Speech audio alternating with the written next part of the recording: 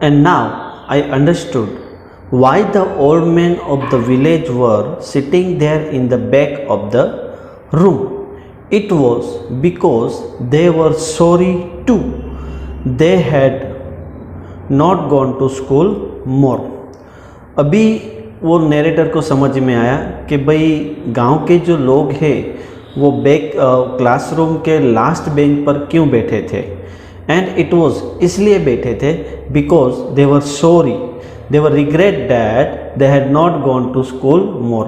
वो लोग ज़्यादातर स्कूल में समय ना दे सके और ज़्यादातर समय स्कूल में पढ़ने के लिए जो समय था उस टाइम वो लोग पढ़ नहीं सके, इसलिए उनको बहुत ही दुख हो रहा है, अफसोस हो रहा है कि भाई हम पहले क्यों स्कूल में नहीं गए. It was their way of thanking our master for his 40 years of faithful service and of showing their respect for the country that was there no more. It was their way of thanking our master for 40 years of faithful service. वो लोग इसलिए भी आए थे क्योंकि जो M Hemal जो teacher है वो लास्ट 20 ईयर्स से यहाँ पे सर्विस दे रहे थे और उनको रिस्पेक्ट देने के लिए, जो कंट्री के लिए उनका जो रिस्पेक्ट था, टीचर का जो रिस्पेक्ट था, इसलिए वो लोग उसको सम्मानित करने के लिए यहाँ पे आए थे. क्योंकि उनको भी पता था कि भाई ये जो आज का दिन जो है वो मिस्टर हेमल के लिए, एम हेमल के लिए लास्ट डे था. While I was thinking of all this, I heard my name called. जैसे ही मैंने सबके बारे में सोचा तो मेरा नाम जो है मुझे सुनाई दिया. मुझे एम हेमल जो है वो बुला रहे थे. It was my turn to recite. अभी जो है मेरा समय आ गया था रिसाइट करने के लिए. What would I not have given to be able to say that dreadful rule frightening for the participle all through, very loud and clear and without one mistake. यहाँ पे अथर बोल रहे हैं कि what would I not have given to be able to say that the dreadful rule means, dreadful rules means frightening for the participle of thoughts, very loud, loud means confuse. यहाँ पे वो अथर जो है वो कहना चाहता है कि मैं अपने पूरी शक्ति से जो ड्रेडफुल रूल्स है पार्टिसिपल्स के वो बहुत ही क्लियर और विदाउट एनी मिस्टेक, बिना कुछ गलती किए बोलना चाहता था, कहना चाहता था. But I got mix up on the first word and stood there. But जो ऑथर जो है वो he was confuse and he didn't say any word and stood there. वो अपने हिसाब से he was able to say clearly and loudly without any mistake, but he got mixed up, but he was confused. He stopped at once and stood there. बिना कुछ कहे कुछ बोल नहीं पाया और ऐसे ही क्लास में खड़ा रहा. हालांकि वो सोचता था कि अभी मैं जो जवाब में रिसाइट जो दूंगा वो बहुत ही क्लियरली दूंगा, लेकिन जैसे ही उसने आंसर देने के लिए स्टार्ट किया, आंसर कहना स्टार्ट किया, उसी वक्त उसका जो वर्ड्स है वो मुंह में से निकल नहीं पाया. वो भूल गए, वो कंफ्यूज हो गए और वहाँ पे ऐसे ही खड़ा रहा. Holding on to my desk, my heart beating and not daring to look up. मैंने अपने हाथ जो है वो बेंच पे होल्ड कर दिया था और मेरा हार्ट जो है, उसका हार्ट जो है वो ज़ोर से बीटिंग कर रहा था, ज़ोर ज़ोर से बीटिंग हो रहा था और उसकी हिम्मत नहीं हुई कि वो ऊपर देखे. क्यों हिम्मत नहीं हुई, क्यों ऊपर वो देख नहीं पाया? Because he was confuse. He was able to say anything the right answer but he was not able to speak. He was confuse. He choke up and at that time he hold his hand on the desk, on the bench, and at that time his heart was very beating and there is we can say that not daring to look up. उसकी हिम्मत नहीं हुई कि वो ऊपर देख सके. इसका मतलब ये है कि वो आंसर तो क्लियरली देना चाहता था लेकिन वो डर गया था वो कंफ्यूज हो गया था, इसलिए उसने आंसर नहीं दिया और उसकी आंखें जो है वो नम हो गई, उसकी हिम्मत नहीं हुई कि ऊपर टीचर की तरफ देखे। उसके बाद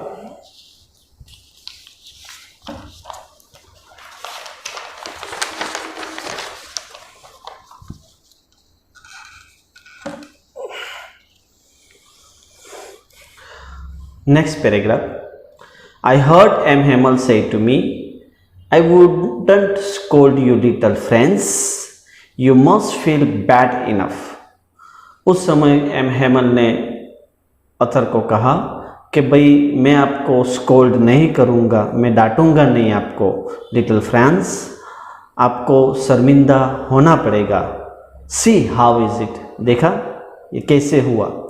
every day we have said to ourselves, वाह I have plenty of time, I will learn it tomorrow.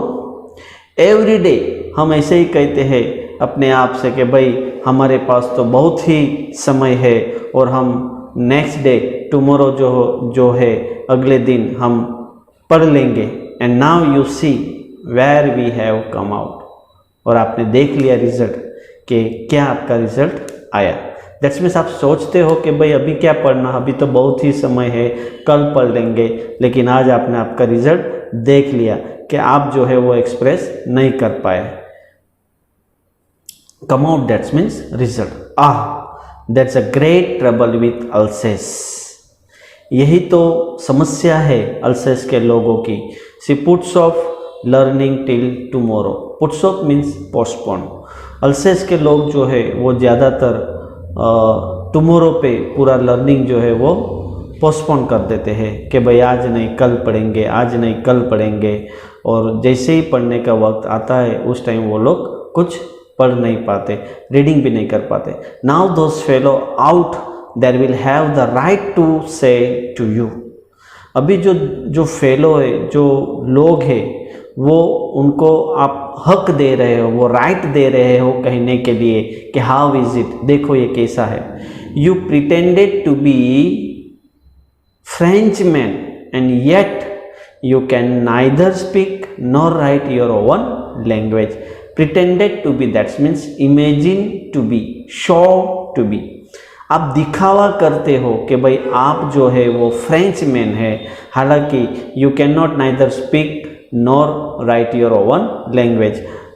तुम्हारे जैसे लोग जो है वो फ्रेंच लैंग्वेज जो है वो स्पीक भी नहीं कर सकते और लिख भी नहीं सकते, but you are not the worst, लेकिन तुम जो है वो बुरे नहीं हो। पुअर लिटिल फ्रेंड्स, ऐसे एम हेमल ने फ्रेंड्स को किया कि भाई इसमें आपकी गलती नहीं है, आप बुरे नहीं हो।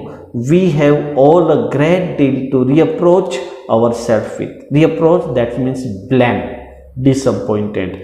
हालांकि हमें ही खुद पे शर्म आनी चाहिए, हमें ही अपने आप पे नाराज़गी होनी चाहिए कि हम अपनी जो मदर टंग है वो क्यों बोल नहीं सकते, क्यों लिख नहीं सकते। हम फ्रेंच मैन की तरह बिहेव तो करते हैं, लेकिन हम बोल नहीं पाते फ्रेंच लैंग्वेज, लिख नहीं पाते हैं। Your parents were not anxious enough to have you learn. आपके पेरेंट्स ने भी ज़्यादातर वो एंक्सियस नहीं थे कि भाई आप आगे पढ़ो। They prefer to put you to work on a farm or at the mills so as to have a little more money. School पे पढ़ने के अलावा वो लोग ज़्यादातर जो है क्या प्रीफर करते थे कि आप भाई फार्म में जाओ, कुछ काम करो, या मिल पे जाओ, वहाँ पे काम करो। जो अगर आप वहाँ पे मिल में जाके काम करोगे तो आपको ज़्यादा पैसे मिलेंगे। तो यहाँ पे जो है स्टडी को प्रीफर करने के अलावा वो लोग क्या करते थे, मनी पर ज़्यादा प्रीफर करते थे। मतलब में अगर काम करने जाओगे तो आपको पैसे मिलेंगे, तो पढ़ना तो क्या है, आज नहीं तो कल हो जाएगा। एंड और मैंने क्या किया, I have been to blame also. मैं भी ब्लेम करता हूँ अपने आप को, मैं भी शर्मिंदा हूँ। Have I not often sent you to water my flowers instead of learning your lessons. आपको लेसन्स पढ़ने के अलावा मैंने भी आपको नहीं बोला था कि भाई जाओ और फ्लावर्स में पानी डाल के आओ। And when I wanted to go fishing did I not just give you holiday, और जब भी मैंने सोचा कि चलो भाई आज मैं फिशिंग करने जाता हूँ, तो मैंने क्या आपको हॉलीडे नहीं दे दिया था, छुट्टी नहीं दे दी थी स्कूल में। तो पेरेंट्स के साथ मैं भी अपने आप पे बहुत शर्मिंदा हूँ कि मैंने भी आपको टाइम नहीं दिया पढ़ाने में। Then from one thing to another, M. Hamel went on to talk of the French language, saying that it was the most beautiful language in the world, the clearest, the most logical, that we must guard it among us and never forget it. यहाँ पे जो है mister ma'am Hemal जो है वो एक के बाद दूसरी जो चीज़ थी, जो बात थी, वो कह रहे थे। और M Hamel went on to talk of the French language, और यहाँ पे फ्रेंच लैंग्वेज के बारे में यहाँ पे एम हेमल जो ज़्यादा फोर्स कर रहे हैं और बोलते हैं, कहते हैं कि it was the most beautiful language in the world. दुनिया में अगर बहुत ही अच्छी भाषा है तो वो फ्रेंच लैंग्वेज है, बहुत ही क्लियरेस्ट है, बहुत ही लॉजिकल है, तार्किक है, that we must guard it that's means protect, हमें उसका प्रोटेक्ट करना ही चाहिए हमारे बीच में, एंड नेवर फॉरगेट इट, और आपको एक बात भूलना नहीं चाहिए, because when a people are enslave, जब भी लोग जो है वो गुलाम हो जाते हैं, as long as they hold fast to their language it is as if they had the key to their prison. यहाँ पे एम हेमल कहना चाहते हैं कि जब भी लोग जो है वो गुलाम हो जाते हैं और वो लोग जो अपनी भाषा में फिक्स नहीं होते, फास्ट टू फिक्स यानी अटैच, डू नॉट लॉज, अगर उनकी जो मदर टंग जो है वो अगर भूल नहीं पाते हैं तो it is as if they had the key to their prison. तो उनके लिए अगर हमारी मातृभाषा पे हमारा जो कंट्रोल नहीं रहा, अगर हो जाता है, तो हमारे लिए जेल में से छूटने की एक चाबी है। तो यहाँ पे एम हेमल कहना चाहते हैं कि भाई at least you have to learn your mother tongue, without mother tongue you can not do anything, because this is the key to your prison. आपके जेल में से छूटने की एक चाबी है। अगर कहीं पर भी जाओ, अगर आपको कोई गुलाम बना दे और आपको अपनी मदर टंग पे कोई ग्रिप नहीं रही तो आपको दिक्कत होगी। Then he open a grammar and read us our lesson, और उसके बाद उन्होंने ग्रामर की बुक ओपन की और पढ़ना शुरू किया। I was amazed to see how well I understood it. All he said seemed so easy. I think too that I had never listened so carefully. यहाँ पे अथर कहना चाहते हैं कि भाई he was really amazed to see how well he understood it. वो इतना surprise हो गया ये देख के कि भाई कितना इजीली वो समझ में आ रहा था उसे lesson. Means this is the first time he got interest to learn language. That is why he said that ये तो कितना easy है, कितना easy समझ में आ रहा है, and all he said seemed so easy. उसे लग रहा है कि ये तो सब कितना सरल है, and that I had never listened so carefully, मैंने अभी तक कभी केयरफुली सुना ही नहीं था, and that he had never explained everything with so much patience, और टीचर ने भी वो पूरा पेशेंस के साथ आज तक पढ़ाया नहीं था। Patience means tolerance. It seems almost as if the poor man wanted to give us all he knew before going away. यहाँ पे ऐसा लग रहा था कि टीचर जो है वो इतना पेशेंस रख के, इतना धीरज रख के पढ़ा रहे थे, हमें ऐसा लग रहा था जैसे कि वो जो आज का जो दिन है वो पूरा जो नॉलेज जो है वो हमें देना चाहता है। And to put it all into our heads at one stroke, एक ही स्ट्रोक में पूरा जो लेसन ग्रामर का जो टॉपिक है वो हमारे दिमाग में डालना चाहते हैं। At once blow, stroke means at once blow, next paragraph, after the grammar we had a lesson in writing. Grammar के बाद हमारा राइटिंग का लेसन था। That day M Hamel had new copied for us. और exam के time पे उनके पास M Hamel के पास न्यू कॉपी थी, written in a beautiful round hand. वहाँ पे बहुत ही ब्यूटीफुल हैंड राइटिंग थी उनकी। फ्रांस अल्सेस वहाँ पे लिखा था ब्यूटीफुल हैंड राइटिंग में, France अल्सेस।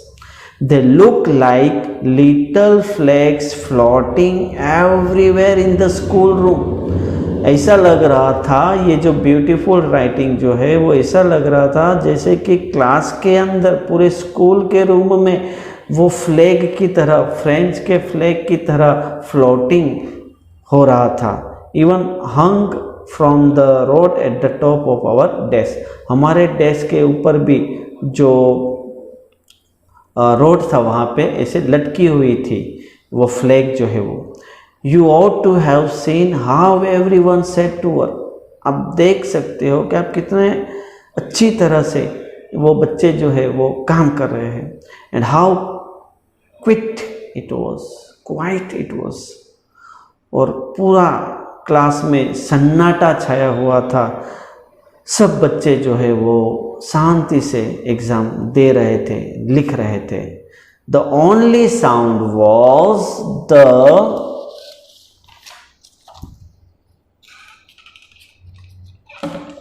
Scratching of the pens over the paper. Class में इतना सन्नाटा छाया हुआ था कि उस टाइम जो बच्चे जो है वो एग्ज़ाम दे रहे थे तो उनका पेन का जो स्क्रैचिंग साउंड है उसका ही आवाज़ सुनाई दे रहा था। वन सम बीटल, उसके अलावा once some beetles means mosquitoes, flies flew in but nobody paid any attention to them. उसके अलावा क्लासरूम में सब फ्लाइज जो है, मॉस्किटोज जो है वो इधर उधर फ्ल्यू हो रहे थे, बट किसी ने भी उसकी तरफ ध्यान नहीं दिया। Not even the little ones, even little ones छोटे छोटे जो है वो भी जो इंसेक्ट्स है वो भी वहाँ पे किसी ने ध्यान नहीं दिया। Who walk right on tracing scratching their compare with page and पो फिश हुक। यहाँ पे देखो, not even the little ones who walk right on tracing their fish hook. यहाँ पे जो बच्चे जो है वो छोटे छोटे बच्चे भी जो है वो ट्रेसिंग कर रहे थे। Tracing that means scratching their compare with page and pose. यहाँ पे फिश हुक जो है वो फिश को पकड़ने के लिए जो हुक आता है उसके साथ कंपेयर किया था। वो जो स्ट्रेचिंग कर रहे थे। And sound by pigeons as if that was a French too. और यहाँ पे पिजन का भी जो साउंड आ रहा था वो फ्रेंच ही लग रहा था, जैसे कि वो फ्रेंच में कुछ बोल रहा है। तो यहाँ पे जो है वो फिश हुक की कंपैरिजन अपने जो स्ट्रेचिंग हो रहा है काम में उसके साथ कंपेयर किया गया हुआ है। और पिजन जो है जो अपना आवाज़ निकाल रहा है, तो अथर को ऐसा लग रहा है कि पिजन भी जो है वो फ्रेंच की लैंग्वेज बोल रहा है। On the roof of the pigeons cooked very low, and I thought to myself, will they make them sing in German, even the pigeon? और रूफ के ऊपर जो पिजन्स थे वो बड़ी ही लो साउंड में कुट कर रहे थे। और मुझे उस समय ऐसा लगा, अथर को ऐसा लगा कि भाई क्या ये जो पिजन्स है वो भी जर्मन पढ़ने के लिए आया है, कि उनको भी क्या जर्मन भाषा जो है वो पढ़ाएंगे, उनको भी जर्मन लैंग्वेज में बोलना पड़ेगा।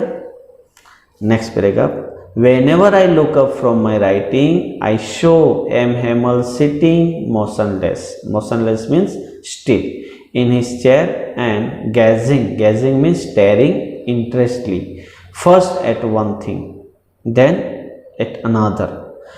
Whenever I look up from my writing I saw, जैसे ही मैंने लिखना शुरू किया तो लिखते लिखते जैसे मैंने एम हेमल को देखा तो एम हेमल जो है वो अपने चेयर पे मोशनलेस ऐसे स्टिल बैठे हुए थे। और पहले एक चीज़ देखी, उसके बाद दूसरा मतलब मैं क्लास में जो भी चीज़ है, फैन है, बोर्ड है, बेंच है, इधर उधर देख रहे थे, एक के बाद दूसरा जो चीज़ है, दूसरी जो चीज़ है उसकी तरफ वो ध्यान दे रहे थे। As if he wanted to fix in his mind, ऐसा लग रहा था जैसे कि वो पूरा जो सीन है क्लासरूम का और स्कूल का, वो पूरा अपना दिमाग में जो है वो फिक्स करना चाहते थे। Everything look in that little school room fancy for 40 years he had been there in the same place. क्यों ऐसा एम हेमल कर रहे थे कि भाई शांति से शांत मन होकर चेयर पर बैठ गए और इधर उधर देखने लगे पूरे क्लासरूम में, स्कूल की तरफ, स्कूल के रूम की तरफ, और ऐसा सोच रहे थे कि पूरा दिमाग में फिक्स कर लूँ, क्योंकि यहाँ पे उन्होंने 40 years से ये एक ही स्कूल में वो पढ़ा रहे थे। तो हालांकि उनको बहुत ही दुख हो रहा है कि भाई ये प्लेस छोड़ के मैं क्यों जाऊँ। With his garden outside the window, for 40 years he had been there in the same place, with his garden outside the window in his class in front of him. जो 40 साल से एक ही प्लेस पे, वो एक ही स्कूल में थे और उनका गार्डन के बाहर, with his garden outside the window, बारीक विंडो के बाहर जो गार्डन है वो, and his class in front of him, उसके आगे जो क्लास है वो सब स्टेरिंग कर रहे थे, ग्रेजिंग कर रहे थे। Next paragraph, just like that only the desk and the bench had been worn smooth. worn means old, rubbing. सिर्फ जो डेस्क और बेंच जो है वही थोड़ा रबिंग हो गया था, ओल्ड, पुराना हो गया था। The walnut tree in the garden were taller. Walnut tree means dry fruits. जो वॉलनट ट्री जो है वो अभी थोड़ा थोड़ा टोल हो रहा था। And hopvine well, hopvine means well grow near by the wall. और जो हॉपवाइन था that he had planted himself twined about the windows to the roof. और जो हॉपवाइन था, जो वेल थी, वो दीवार की तरफ पूरा, मतलब में वो विंडो को जो है वो कवर कर लिया था, रूफ को भी कवर कर लिया था। How it must have broken his heart to leave it all. ये सब सोचते हैं जब कि भाई ये सब छोड़ना पड़ेगा, तो उनका हृदय जो है, उसका जो हार्ट जो है, उसका दिल जो है वो बहुत ही बिखर गया था।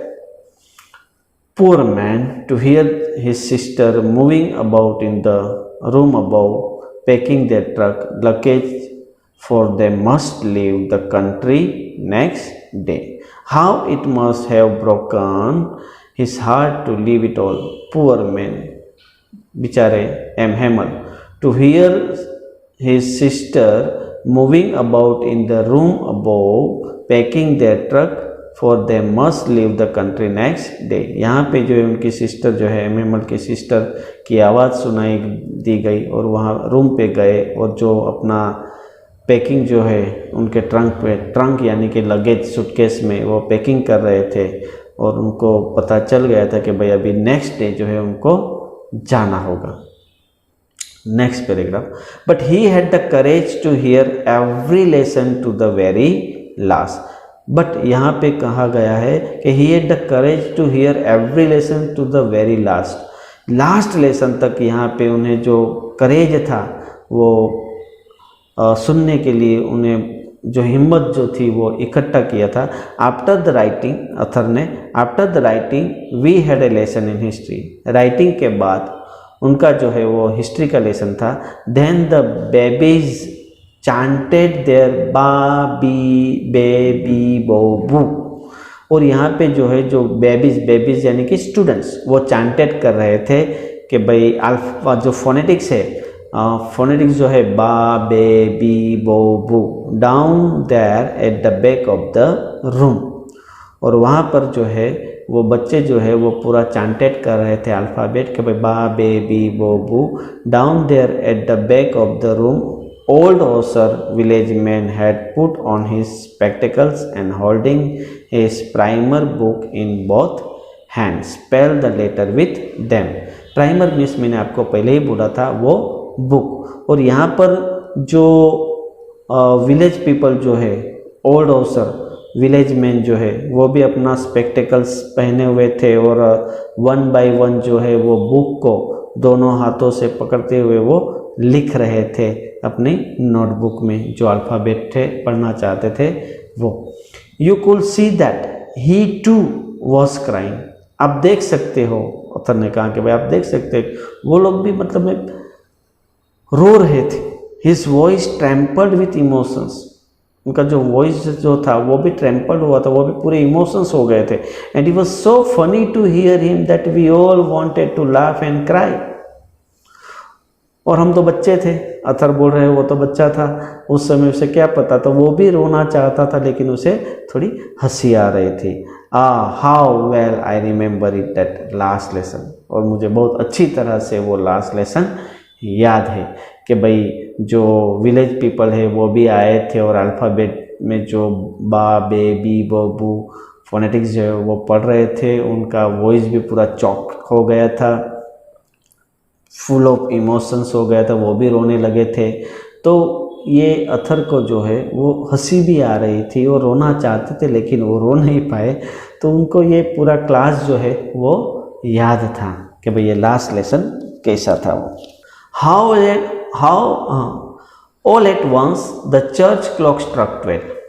उसी समय चर्च के जो क्लॉक है उसमें 12 बज गए थे। देन द एंजेलस यानी कि प्रेयर सॉन्ग्स, और 12 बजे जो एंजेलस जो है वो प्रेयर सॉन्ग्स वहाँ पे हो रही थी। At the same moment the drums of the Russians returning from drill sounded under our windows. और उसी समय पे जो प्रूसियन सोल्जर्स जो है वो ड्रिलिंग करके एक्सरसाइज करके वापस आ रहे थे विद ट्रम्पेट जैसे म्यूजिकल इंस्ट्रूमेंट के साथ, तो वो जो है वो विंडो के बाहर सुनाई दे रहा था। M Hamel stood up very pale weak in his chair. तो वैसे ही जो प्रूसियन सोल्जर्स की जो ट्रम्पेट थी वो सुनाई दे रहा था, तो एम हेमल जो वहाँ से खड़े हुए और अपने वीक, वो बहुत ही वीक थे, अपने चेयर पे बैठे थे, तो वैसे ही खड़े हो गए। And never saw him look so tall. जैसे ही वो चेयर से खड़े हुए उदास मन लेकर, तो वहाँ पे अथर ने बोला कि भाई मैंने देखा फर्स्ट टाइम कि he was really, M Hamel was really very tall. That means आज तक उस फ्रेंड्स ने कॉन्सेंट्रेट ही नहीं किया था, एम हेमल को पूरी तरह से देखा ही नहीं था कि भाई इतना टॉल थे। अभी जब इमोशंस आ गया, उनको पता चल गया कि भाई आज वो लास्ट डे है, तो वो पूरा इमेजिन कर रहे हैं कि एम हेमल भी इतना टॉल थे। My friends said he, M Hamel ने कहा my dear friends I but something choke him, he could not go on. वो कुछ कहना चाहते थे लेकिन वो कुछ कह ना पाए। Then he turned to the blackboard, took a piece of chalk and bearing on with all his might, he wrote as large as he could, Viva la France। उसके बाद वो ब्लैकबोर्ड की तरफ मुड़े और just took a piece of chalk and write it down something, bearing on, bearing means tolerant, pressing on with his might, उसने कुछ लिखा वो प्रेस करके थोड़ा टॉलरेट होके कि vive la France. Vive la France means long live France. This is the most important की it may be possible to be asked in board exam in MCQ। So vive la France means long live France. Then he stop and lean his head against the wall and without a word he made a gesture to us with his hand. Gesture mean sign. यहाँ पे अचानक ही M Hemal जो stop हो गए, रुक गए, और अपना जो हेड था, गर्दन जो है थोड़ी झुकी हुई थी दीवार की तरफ, वो कुछ न बोल सके। He was not able to speak a word and using gesture to say that by hand to say school is dismiss, you may go, like this, you may go. That means he was not able to say any words, and he used his hand as a gesturing and said that school is dismissed, you may go. So I hope that all of you got understood the lesson. Before we finish the lesson, at the end of the lesson you just see the glossary that I have written here. Thunderclap means startling and unexpected. Hold fast to means attached to their language. In plenty of time means early enough. Look so tall, seem very confident. Discipline means drilling. Apprentice means learner, trainer, amateur. Clamor means commotion. Irritable, cranky, rude. Bah, an expression of annoyance. Rational means logical. Quiver means trembled. विवे la France, long live France. तो उम्मीद रखता हूँ कि आपको ये lesson बहुत ही अच्छी तरह से समझ में आ गया होगा। डियर फ्रेंड्स, अगर ना समझ में आए तो और एक बार पढ़ लेना, ये वीडियो देख लेना। मैं अपने हिसाब से जो है वो आपको बताना चाहता हूँ। जो बताया है वो आप बार बार देखिए कि जैसे आपको पूरी तरह से समझ में आ जाए। Thank you.